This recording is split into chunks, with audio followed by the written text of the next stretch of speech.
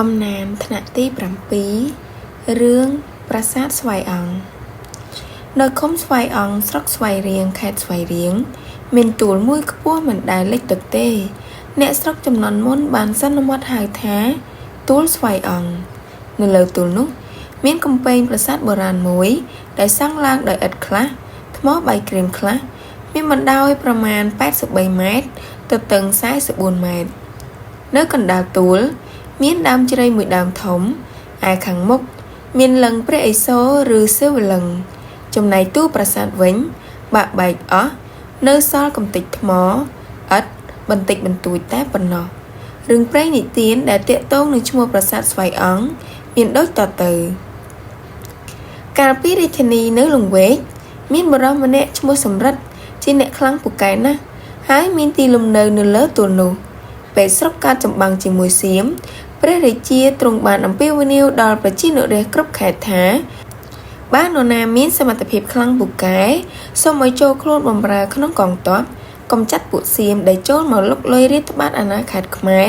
នៅតាមព្រំដែនត្រង់ខេត្តបាត់ដំបងនិងសៀមរាប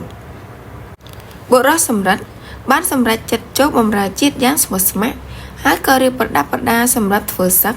ចេញដំណើរពីស្រុកកំណើតទៅលង្វែកដោយថ្មើរជើងដើម្បីបម្រើកងទ័ពឯលោកមេទ័ពខ្មែរចំនួននោះបានតែងតាំងបុរសសំរិទ្ធជាមេទ័ពធំឲ្យលើកព្យូហយាត្រាឆ្ពោះទៅខេត្តបាត់ដំបងសៀមរាបដើម្បីបំបាក់សត្រូវ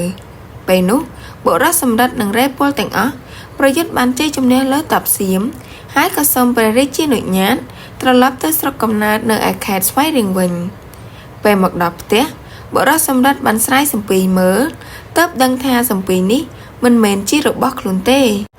ព្រោះនៅក្នុងនោះមានតែសំពត់មួយនិងផ្លែស្វាយពីរបីប៉ុណ្ណោះ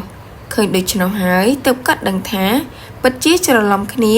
ក្នុងពេលដែលគាត់ត្រឡប់ពីច្បាំងព្រោះខណៈនោះគាត់បានទៅស្នាក់នៅឯអង្គរមួយយប់ដែរឯផ្លែស្វាយគឺបានមកពីអង្គរនោះហើយប្រពន្ធឃើញដូច្នោះគឺយកផ្លែស្វាយទៅកប់ដាំតាមជីរបងមិនយូរប៉ុន្មានស្វាយក៏ដុះមានផ្លែផ្កាជាហូរហែរហូតមកស្វាយនោះអ្នកស្រុកនាំគ្នាហៅថាស្វាយអង្គរ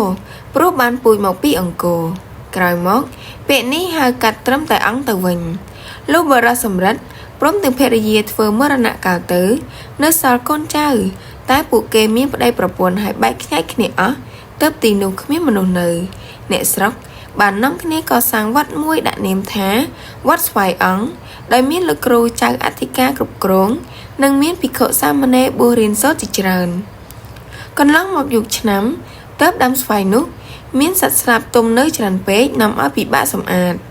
ម្យ៉ាងទៀតដោយខ្វះគ្រឿងសេនាសនៈផងទើបលោកគ្រូចៅអធិការឲ្យភិក្ខុសាមណេរកាប់រំលំដើមស្វាយនោះដើម្បីយកមកប្រើប្រាស់ដោយរឹតដើមស្វាយធំនោះភិក្ខុសាមណេរកាប់មួយថ្ងៃបានតែពាក់កណ្ដាលដើមប៉ុណ្ណោះលុះព្រឹកឡើងស្រាប់តែស្នាមកាប់ទាំងប៉ុន្មានរលប់បាត់អស់បែរជាដកសម្បកគ្រប់ចិត្តដូចដើមវិញថ្ងៃមួយលោកគ្រូចៅអធិការបានឲ្យភិក្ខុសាមណេរយ៉ាងច្រើនរកពូថៅនិងដឹងគ្រប់ដៃហើយឲ្យកាប់រំលំដើមស្វាយធំនោះក្នុងមួយថ្ងៃឲ្យរំលំតែម្ដងទីបំផុតដើមស្វាយក៏រលំប៉ុន្តែស្លឹកវាមិនស្វិតស្រពោនទេបែរជាដុះមែកបែកខ្ញែកចេញជាផ្លែផ្កាដូចធម្មតានៅពេលយប់គេឮសូរសាបភ្លេងពិណពាទ្យប្រគំយ៉ាងលន់លន់លងលោចធ្វើឲ្យអ្នកស្រុកស្ញែកអស្ចារ្យមិនយូរប៉ុន្មានលោកគ្រូចៅអធិការមានជំងឺជាទម្ងន់រហូតដល់ឈួតវង្វេងឯភិក្ខុសាមណេរឃើញដូច្នោះក៏នាំគ្នារត់ចោលអស់ចំណែកឧបាសកឧបាសិកាបាននាំគ្នាទៅកសាងវត្តថ្មីទៀតនៅចម្ងាយ1គីឡូម៉ែត្រពីវត្តស្វាយអង្គចាស់នេះសប្តាហ៍ថ្ងៃគេឲ្យឈ្មោះថាវត្តស្វាយផ្អែមវិញឯវត្តចាស់សប្តាហ៍ថ្ងៃមានដើមស្វាយធំធំក្រោយមកមានដើមឈើទាលនិងកូនឈើឯទៀតដុះស៊ុបទ្រប់ជាច្រើនដកស្រង់ពីរឿងព្រេងខ្មែរទាក់ទងនឹងប្រាសាទមីសាលត្រាណេក្រសួងវប្បធម៌និងវិចិត្រសិល្បៈគ្រិស្តសករាជ1994